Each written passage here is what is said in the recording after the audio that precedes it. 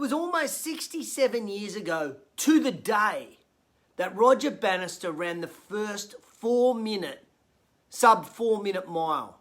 It was actually May the 6th he achieved this. He achieved what people have been striving for since 1886. And the circumstances that day? Well, it defied what the best athletic minds believed the precise conditions needed to be to run a sub 4 minute mile. They said, the experts said that the mark would fall in perfect weather. It had to be 20 degrees. There had to be no wind. There had to be a boisterous crowd cheering people on. However, on that day, the day that Bannister ran, the 6th of May, he did it on a cold day, on a wet track, at a small meet in Oxford in England, and before a crowd of just a few thousand people.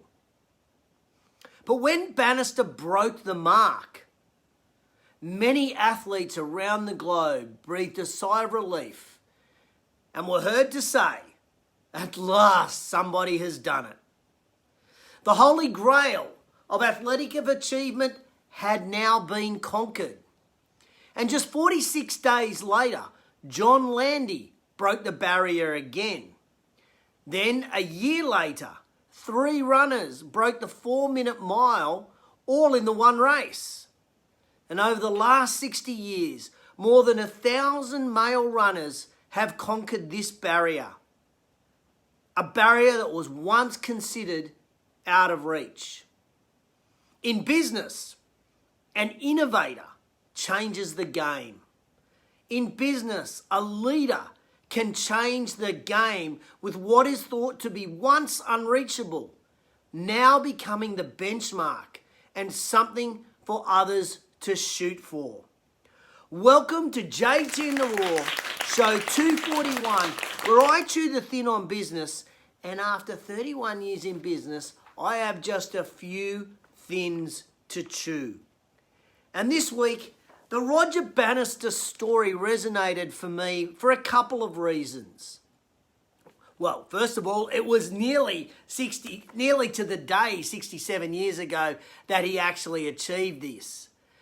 But it also resonated for me because I'm working on the Fitness Industry Technology Summit right now to be held in July in Sydney, and talking to technology-based people and hearing what they are now achieving that we would not have thought was possible a year ago. Pre-COVID, it was not even in our thought processes.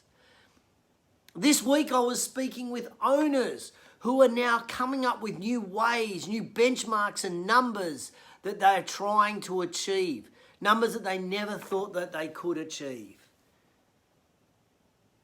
And ladies and gentlemen, when someone does, it opens the floodgates. Like we just said, when the Holy Grail is achieved, there's a sigh of relief to say, thank goodness someone has done it.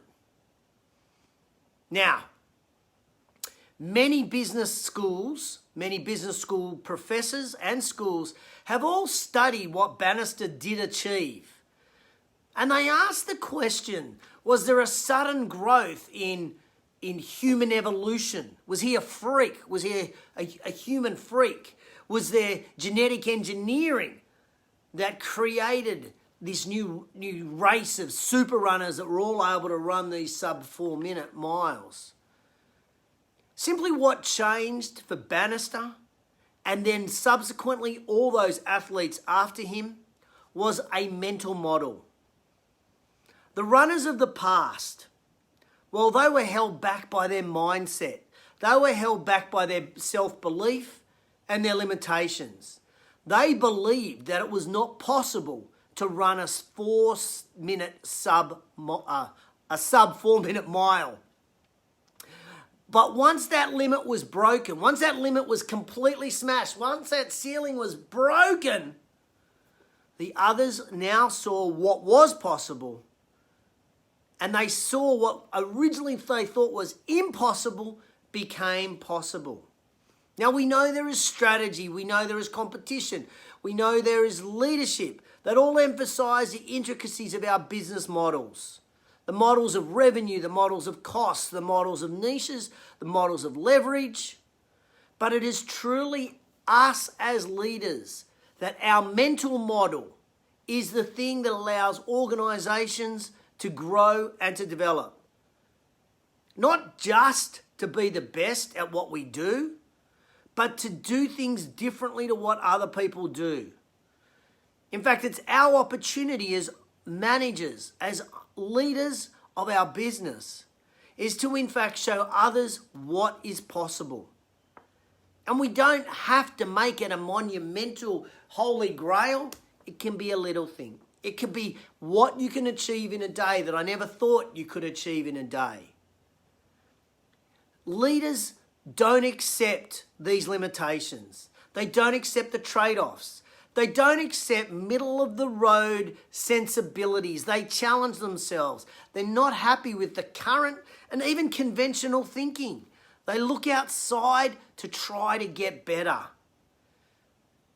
Leaders don't just look to outperform their rivals. They look to out-transform their rivals. And as I say, it hasn't got to be huge. It hasn't got to be reinventing the wheel. It might be just putting oil on that squeaky wheel. That is new. That is different. And there lies your two challenges. As a leader, I want to challenge you to stop thinking with limits. Stop thinking of what you can achieve in just a day. Don't put a limit on what you can achieve in a day. Don't put a limit on your sales. Don't put a limit on how you find good team members. Don't put a limit on how you build a culture. Because that's holding you back. Start thinking what is possible. Start thinking, what do we need to smash our own 4-minute mile? What do I need to do? What do we need to do in our organisation to smash our own 4-minute mile? Chris Stevenson, Marissa Hoff, I hope you two are doing all right this week. My thoughts have been with you all week. If you guys are thinking about leading a business or a team or a department, it does give us enormous responsibility. It's huge. And it is a responsibility to think and deliver really improved performances every day. Improved performances with our people, our products, and our services. If you think there is a limit on what you can do, then there is a limit on what you can do. But if you think there is no limit, if you think that innovation is possible, if you think there is a new way to find your next staff member, if you think there is a new way to acquire new customers or increase the yield from your customers or even just keeping your customers longer, then there is no limit. Your opportunities in business lay when no one else has gone. You can be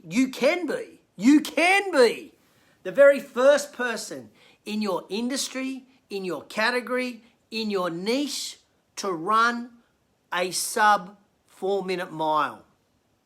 You make your plan, you follow a strategy, but most importantly, you change your mindset. You get rid of that negative mindset. You get rid of that limiting belief and you go for it. Ladies and gentlemen, I guess it's a deep JT in the Raw this week, but I feel it's important, particularly as we're going through various and multiple changes wherever we live in the world at the moment. And I hear lots of people using the statement, COVID, using the statement, we don't have the money, we don't have the resources. Roger Bannister didn't have the money. Roger Bannister didn't have the resources. He did it himself. You have that same opportunity. Change your mental thought process. Now, if you got any value out of JT in the Raw, I'd love you to hit me up with a love heart right now. Or if you know anybody that could accept the challenge of what we are talking about today, then please hit the share button anywhere, whatever device you're watching, or tag them in the comments below. Tag them in the comments below because I really want to get people thinking. Yes, Scott Robertson, he backed himself and had a crack. Jamie, thank you. Braxy, good morning. Hope you're doing well. Thank you too. Let me say this one more time to finish with, ladies and gents. Your opportunities in business lay where no one else has gone.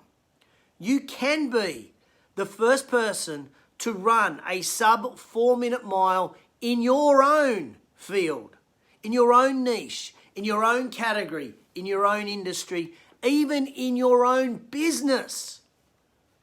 You can achieve the impossible.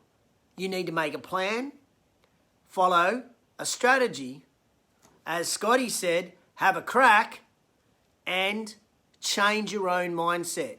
Get rid of that negative mindset, forget being limited, and go for it. Thanks for tuning in to JT in the Raw, show 241, same time, every week, same place. I'll catch you on the flip side.